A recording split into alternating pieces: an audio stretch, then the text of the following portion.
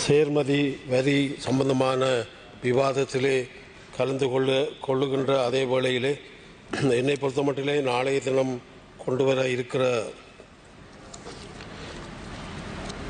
மசோதா பட்டவந்த சிறை முகாமிலே நடைபெற்ற விவரங்கள் சம்பந்தமாக வர இருக்கின்ற நேரத்திலே கலைக்க முடியாமல் போனதை இன்று அதை தொடரலாம் என்று நான் நினைக்கின்றேன். அதற்கு அனுமதி தர வேண்டும் என்று உங்களிடம் கேட்டுக்கொள்கிறேன். உண்மையிலே இந்த சிறை முகாம் சித்திரவதை முகாம் பாராளுமன்றத்திலே வைக்கப்பட்டதை முதலிலே நான் வரவேற்கின்றேன். இப்படியான விஷயங்கள் உண்மையிலே தண்டிக்கப்பட்ட இதில் சம்பந்தப்பட்டவர்கள் யாராக இருந்தாலும் தண்டிக்கப்பட வேண்டும் என்பது எங்களுடைய கருத்தாக இருக்கிறது. ஆனால் ஒன்றை மட்டும் நான் சொல்லிக்கொள்ள விரும்புகிறேன். தலைமை தாங்கும் உறுப்பினர் அவர்களே, இந்த விடயங்கள் எல்லாம் கலவரங்களாக இருக்கலாம் அல்லது பல விடயங்கள் சிங்கள தேசத்திலே நடைபெறுகின்ற போது அது ஒரு விசாரணை கமிஷன் அல்லது ஏதோ ஒரு விதத்திலே அதை நாடாளுமன்றத்திலோ அது அறிக்கையாக ஒரு குழுவை அமைத்து அதை ஆராய்வதற்கான முறைகளை செய்கின்ற வளமையான ஒரு நிலைப்பாட்டிலே தான் இந்த பட்டலந்தா வதை முகாம் சம்பந்தமான அறிக்கை வந்திருக்கிறது. என்னை பொறுத்தமட்டிலே தமிழ் வடக்கு கிழக்கிலே தமிழ் பிரதேசங்களிலே பல விடயங்களை நான் எடுத்து சொல்லலாம். இந்த 83 கலவரம் என்பது பாரிய அளவிலே எங்களுடைய தமிழ் மக்கள் கொழும்பிலிருந்து விரட்டப்பட்டார்கள், எங்களுடைய தமிழ் மக்கள் படுகொலை செய்யப்பட்டார்கள், எங்களுடைய சிறைகளிலே இருந்த தங்கத்துறை குட்டிமணி அவர்களோடு இருந்த அனைவரும் படுகொலை செய்யப்பட்டார்கள். இதிலே ஒரு கதை இருக்கிறது.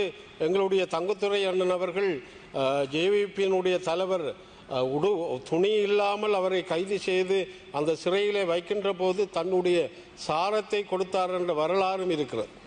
ஆகவே இந்த 83 கலவரம் என்பது உருவாக்கப்பட்டது வெலிக்கடை சிறைச்சாலையில். அப்பொழுது ஜனாதிபதியாக JR ஜெயவர்தனா அவர்கள் இருந்தார்.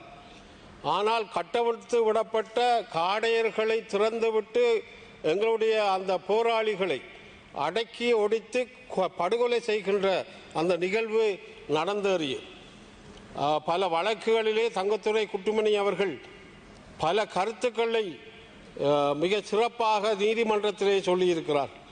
என்னுடைய கண்ணை இந்த கண்ணற்றவர்களுக்கு கொடுங்கள், அதனூடாக மலரப்போகும் தமிழீழத்தை பார்ப்பேன் என்றெல்லாம் பல கருத்துக்களை சொல்லுகின்ற அதே நேரத்திலே எங்களுடைய மக்கள் படுகொலை செய்யப்பட்டு இடம்பெயர்ந்த இந்த 83 கலவரம் தமிழர்கள் தரப்பென்றபடியால் கைவிடப்பட்டது. இப்படித்தான் காணாமல் போனவர்களுடைய பிரச்சனை, இப்படித்தான் பல பிரச்சனைகள் தமிழர்கள் சம்பந்தப்பட்டிருந்தால் அவர்களுக்கு இந்த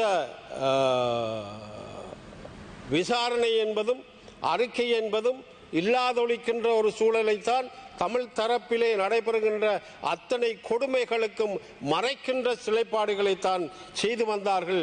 ஆகவே புதிய அரசாங்கம் இந்த 83 கலவரத்திலே படுகொலை செய்யப்பட்டவர்கள் அல்லது படுகொலை செய்தவர்கள் அதற்கு உடந்தையாக இருப்பவர்களை கண்டுபிடிக்கின்ற ஒரு அறிக்கையை நீங்கள் செய்வதற்கான குழுவை ஏற்படுத்தி தர வேண்டும் என்பதை எனது கோரிக்கையாக சொல்லிக்கொள்ள விரும்புகிறேன். அந்த எங்களுடைய தலைவர்கள் தங்கத்துறை குட்டுமணி இன்னும் பல பேர் 83 பேருக்கு மேலே படுகொலை செய்யப்பட்டவர்கள் எங்கே புதைக்கப்பட்டார்கள் என்பது கூட அறிய முடியாமல் இருக்கிறது. ஆகவே இந்த விடயத்திலே தமிழ் தரப்பு என்ற அந்த தட்டி கழித்தலை இந்த அரசாங்கமும் செய்யக்கூடாது என்று நினைக்கின்ற அதே நேரத்திலே இந்த அரசாங்கமும் தமிழர்கள் தரப்பிலே சில தவறுகளை விடுகின்ற வாய்ப்புகளை உண்டு பண்ணுகிறதா என்பதை நான் இங்கு கேள்வியாக கேட்டுக்கொள்ள விரும்புகிறேன். அதில் ஒரு உதாரணம்,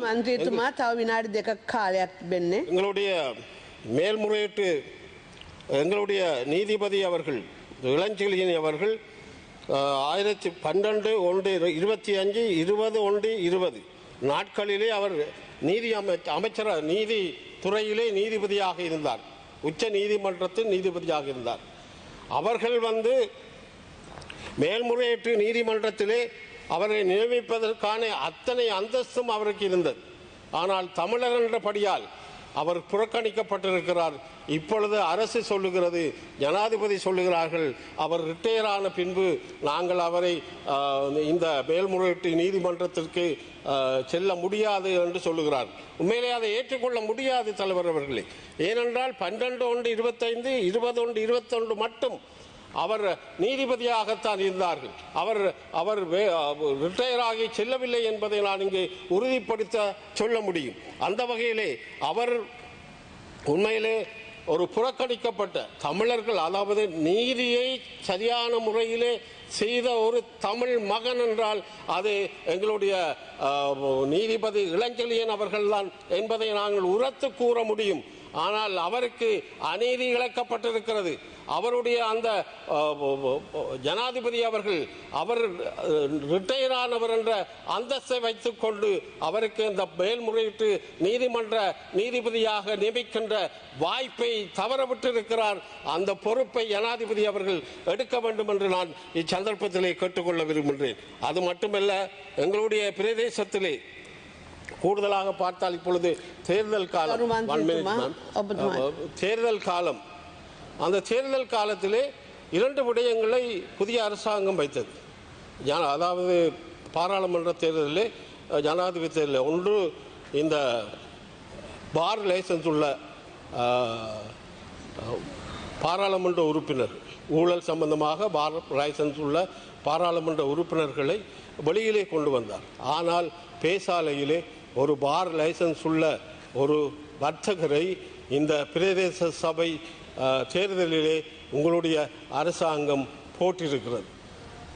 இன்னும் ஒரு விடயம், நானாட்டான் பிரதேச சபையிலே அங்கு சிங்கள மக்கள் இல்லை, ஆனால் ஒரு சிங்கள பிரதிநிதியை தேசிய பட்டியலிலே அவர்கள் போனஸ் ஆசனத்திற்கு ஒரு சிங்கள மகனை போட்டிருக்கிறார். இது எந்த அர்த்தத்திலே போடப்பட்டிருக்கிறது என்பதை நான் இங்கே கேட்டுக்கொள்ள, அது மட்டுமல்ல முடித்துக் கொள்கிறேன். இங்கே பாரத பிரதமர் வந்தார். அந்த பாரத பிரதமர் வருகின்ற போது பல ஒப்பந்தங்கள் கச்சாத்திடப்பட்டது. இங்கே கன பேர் பேசுகிறார்கள், சீனாவுக்கு நோகும், அமெரிக்காவுக்கு நோகும் என்றெல்லாம் பல பேர் பேசுகிறார்கள். எங்களை பொறுத்த மட்டிலே இந்த இலங்கை அரசாங்கம் அல்லது இலங்கையை மேலே கொண்டு வருவதற்கான முயற்சியை முதல் செய்தது இந்தியா, பக்கத்து நாடு. இந்த ஒப்பந்தங்கள் எல்லாம் சரியானவை என்றுதான் நான் சொல்ல முடியும். ஆகவே சீனாவினுடைய அனுசரணையை, சீனாவின் வருடிகள் இந்த விடயத்திலே அதை குழப்ப நினைத்தால் நாங்கள் நிச்சயமாக எதிர்த்து நிற்போம். அதே போல வடக்கு கிழக்கிலே சீனாவினுடைய எந்த நடவடிக்கையும் நடைபெறுவதற்கு நாங்கள் அனுமதிக்க முடியாது என்பதை சொல்லிக்கொண்டு வாய்ப்பளித்ததற்கு நன்றி கூறி